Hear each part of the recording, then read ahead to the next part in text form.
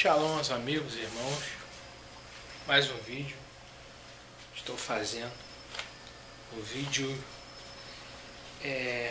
vou botar algumas questões aqui em discussão, que é de Hebreus, capítulo 10, versículo 25, quando diz: não deixemos de congregar. Ouvimos muitas das vezes as pessoas dizerem que nós não podemos deixar de ir na igreja, porque esse é um mandamento, e daí por diante. Mas o que quer dizer congregar? A palavra congregar no dicionário quer dizer reunir, ajuntar. Então, congregar quer dizer reunir, juntar. Mateus capítulo 18, versículo 20 diz que aonde estiver 2 ou 3 pessoas reunidas no nome de Jesus, ele estará no meio, reunidas. Vemos aqui que Jesus disse que 2 pessoas já é uma reunião e que a partir dessas 2 pessoas em diante já se é uma congregar, já é congregar 2 ou 3 pessoas.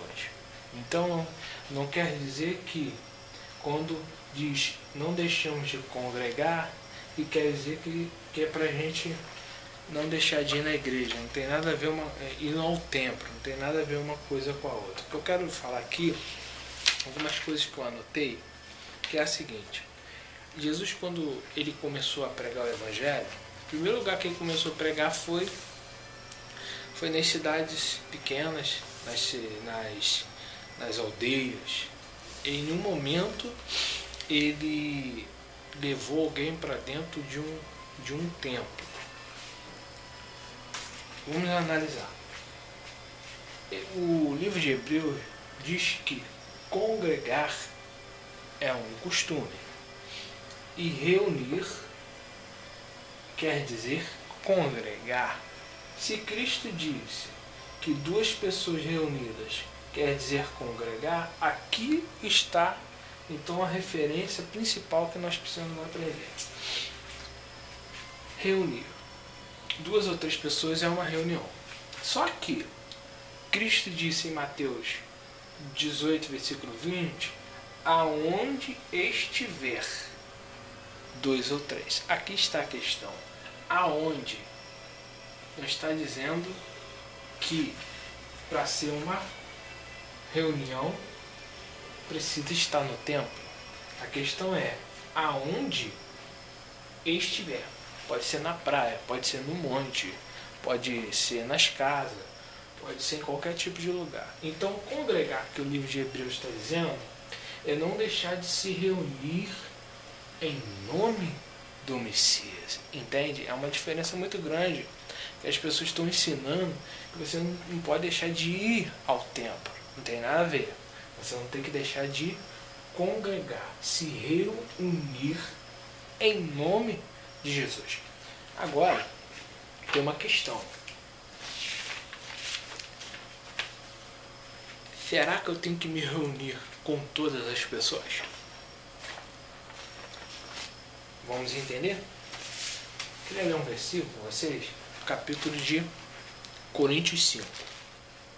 1 Coríntios, capítulo 5, Paulo nos dá uma orientação. A partir do versículo 9. Diz assim: já em carta vos escrevi que não vos associei com os impuros. Refiro-me isso não propriamente aos impuros deste mundo, aos avarentos, ao roubador, idólatra, pois nesse caso tereis que sair do mundo. Mas agora vos escrevo que não vos associei com alguém que, dizendo-se irmão, for impuro, avarento, idólatra, ou maldizente, ou beberrão, ou roubador. Com esse tal, nem ainda comais, pois que direito haveria eu de julgar os de fora? Não julgarei vós os de dentro? Os de fora, porém, Deus os julgará. expulsai, pois, de entre vós o malfeitor. Paulo está nos dando uma orientação para nós não termos convívio com irmãos que se dizem irmãos, mas não são pessoas corretas, santas diante de Deus. Então, uma orientação que Paulo nos dá para a gente não se reunir nem comer com pessoas que têm uma aparência, mas que na realidade não é cristão. Um outro detalhe é que eu separei alguns versículos que a igreja, no começo, ela não se reunia nos templos. Romanos 16, versículo 5, Paulo, ao saudar a igreja, ele manda saudação a Priscila e Áquila e a igreja que reúne em sua casa. Filemão, versículo 2, também Paulo fala da igreja que se reunia na casa de Filemão. Atos 20, versículo 20, Paulo está se despedindo dos presbíteros de Éfeso, e Paulo começa a narrar ali que nunca deixou de ensinar em público e de em casa em casa. Então o que nós precisamos aprender é que nós não podemos deixar de nos reunir com a família de Cristo. Só que na questão que nós estamos vivendo hoje em dia, Cristo não nos mandou nos reunir dentro dos templos. Se nós estamos vendo que o templo não está fazendo a vontade de Deus, e Paulo diz que não é para nós nos associarmos com pessoas que se dizem irmão, não tem frutos de mudança, então Paulo está nos dizendo que é para a gente não se reunir com esse tipo de pessoa.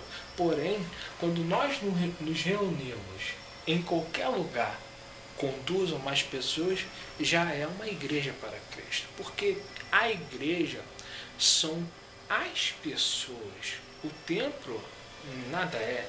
Deus não habita em templos feitos por mãos humanas. Então, o que importa não é o que eu digo, ou o que o João diz, ou o que o fulano fala.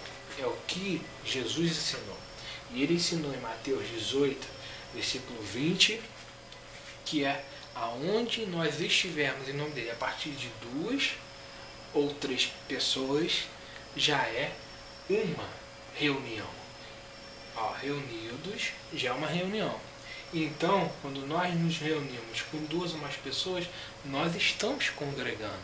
Então, nós não estamos deixando de fazer o que disse o autor do livro de Hebreus. Então, que fique essa mensagem para os amigos, os irmãos. Eu poderia falar muitas outras coisas aqui, mas eu não tenho necessidade de ficar falando algo que é óbvio. Você que se reúne com os verdadeiros irmãos, vocês já são uma igreja. Você não precisa do templo, porque o templo foi destruído. Por isso que igreja é eclésia, chamados para fora. Fomos chamados para fora, não fomos chamados para dentro dos templos. Fomos chamados para sairmos e fazermos discípulos. E vemos Paulo, ele ia de porta em porta, anunciando, pregando o Evangelho. E o que o Hebreu está dizendo, para não deixarmos de nos unir, para falarmos de Deus, para orarmos, mas com os verdadeiros irmãos. Porque se for para estarmos no meio da idolatria, Apocalipse 18, capítulo 18, versículo 4 diz para nós sairmos da Babilônia. Então o que está acontecendo? Babilônia é o quê? É uma instituição prostituta. Então a orientação de Deus para João é sair de Babilônia, sair do meio da apostasia e o que? Se reunir com pessoas que têm um propósito puro de pregar o Evangelho. Se na tua cidade não tem isso, então procure as pessoas que estão querendo Deus de verdade e se reúna com Ele. Não se preocupe, porque aonde tiver 2 ou 3, não importa se tu não é pastor, se você não é um líder espiritual, o que importa é que Cristo fez uma promessa que não vai ser nenhuma instituição que vai tirar essa promessa que Ele nos fez, que é de estar conosco para o resto dos séculos. Que Deus abençoe vocês. Shalom Adonai.